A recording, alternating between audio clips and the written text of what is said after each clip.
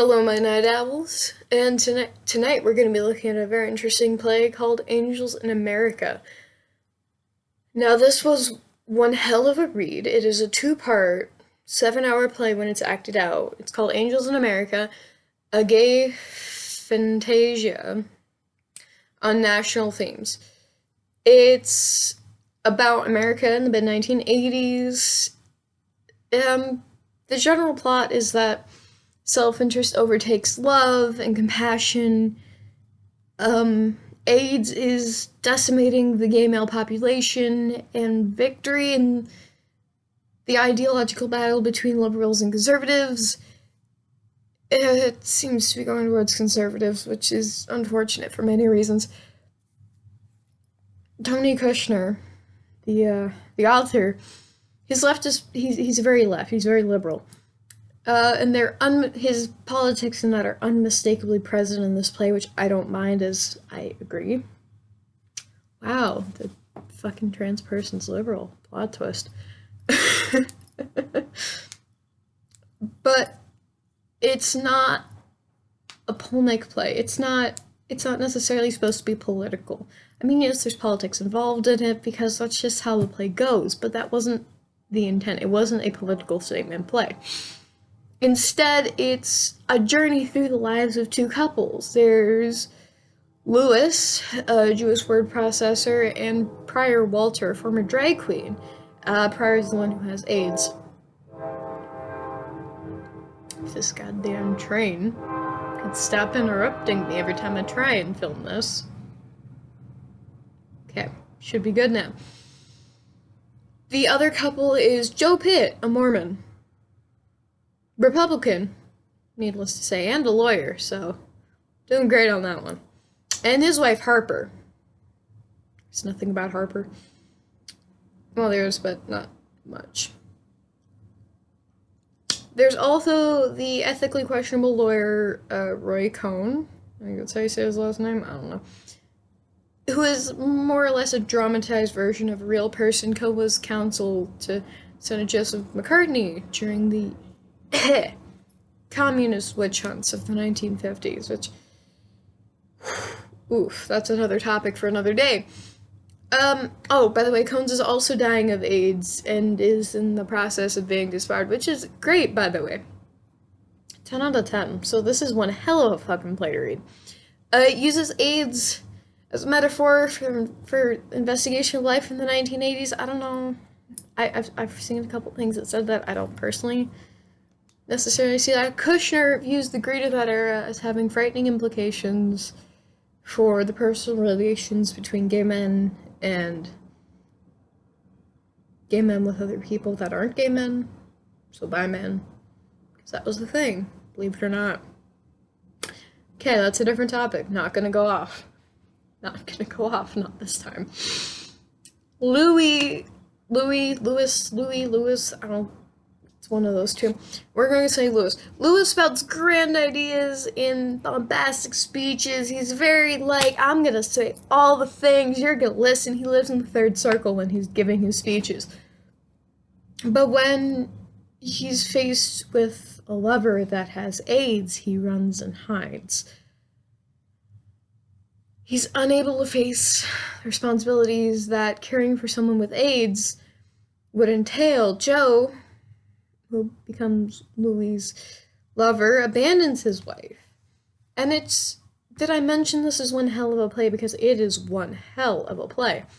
I would definitely recommend reading it. Side note, personally, we're doing that now because I just thought of it. I'm checking my other page of notes here. Okay,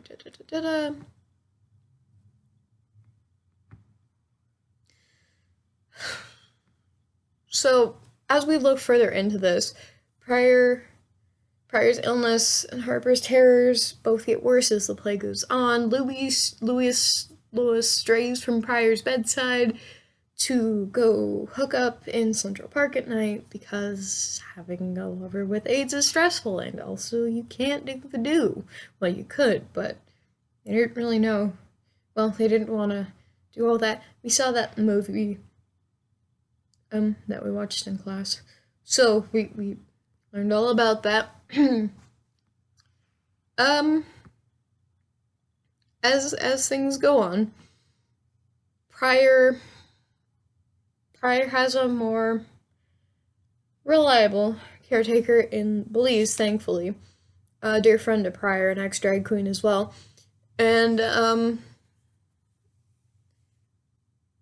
Belize is skeptical of Pryor when he admits to hearing this voice, and it's it's a lot. There's a lot happening. Like I said, this is one hell of a play to read. As we get into the second part of the play, I'm skipping a lot because I need to keep this shorter. My last few reviews have been long. In the second part, Harper indulges in fantasies that she's in Antarctica with Mr. Lies, her imaginary companion, but Antarctica turns out to be Brooklyn's Prospect Park and she's picked up by the police. Yeah, like I said, a lot happens. In the meanwhile of this, Roy is getting increasingly sick, checks into the hospital where Belize works as a nurse. Roy insults him with racist, cutting remarks, but Belize angry, but also kind of filled with involuntary respect, which is something I do a lot too. Gives him valuable advice on his treatment despite the remarks, which is a super, like, 10 out of 10 thing to do, but also he shouldn't have to deal with those remarks in the first place. That's a different video. Racism, it's everywhere. Even in the gays, believe it or not. Different video. Oh, we got a lot of videos coming off this one.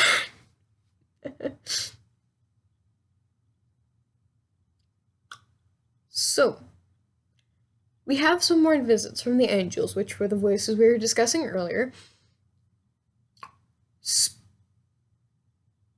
Specifically, that Pryor tells the full story of the angel's visit to Belize, and basically the angel gives him a book and explains that she's seeking his help to halt the migratory tendency of human beings, which is what the angels think made God abandon them. Now, I'm not in Bible studies, very not wrong person to ask about this, but last time I checked that wasn't why. But don't quote me on that, I don't know. But yeah.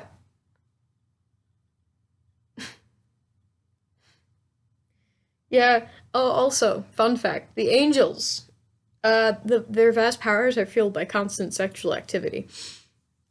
And it's great, by the way. I like that part of this quite a bit. And I know there's a lot of metaphor and it's super, like, metaphysical and postmodern and all that stuff, but, like, just there's a lot happening, okay?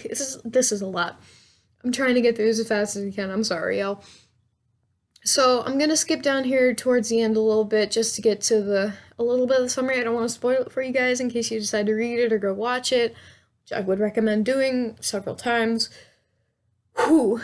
Okay, so Pryor ends up suffering an episode at the visitor center. Another character named Hannah takes him to the hospital. The angels descend. The angel descends. There's only one this time. And Pryor fights a bitch. Pryor fucking wrestles her, and I'm here for it. He wins, and he gets to go into heaven because he fought an angel and won, and was like, nah, your prophecy's a lie. Fuck out of my face with this nonsense.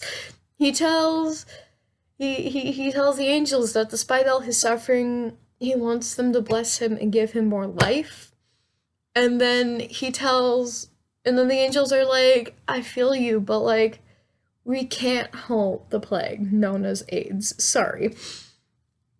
And he tells them God should return and they should sue him for abandonment because apparently lawyers exist in heaven. Personally, I thought Satan would have all of those, but you know, ha ha ha, lawyer jokes. I'm funny. Back on Earth, after this episode, his fever breaks, and Pryor tells Lewis he loves him, but he can't ever come back. Harper leaves Joe for the last time because it's been a fucking mess this whole play, and sets off to San Francisco to begin her own life, which, good for you, Harper. Get away from him.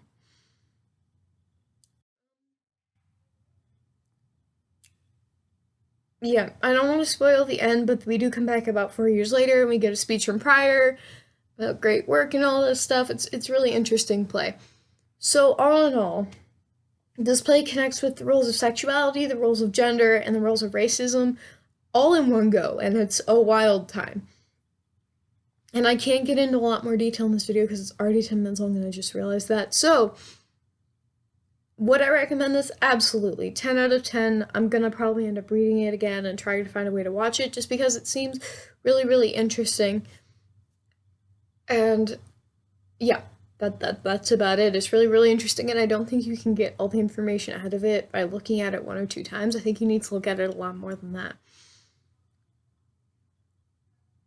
All that aside, this play could be upsetting to some people because of how it, because of like the AIDS crisis thing and all that. I personally wasn't too upset by it. I mean, it was a very, very fucking bad thing, and like we could have done something about it a lot sooner than we did, but that's a problem with the government, which, ooh, once again, another video for another day. So be careful if you're sensitive to topics like that. If you do go and read this, because I don't want any of y'all to get like, I don't want any of y'all to get set off or anything. So be careful, take care of yourselves, and sleep tight, my night owls.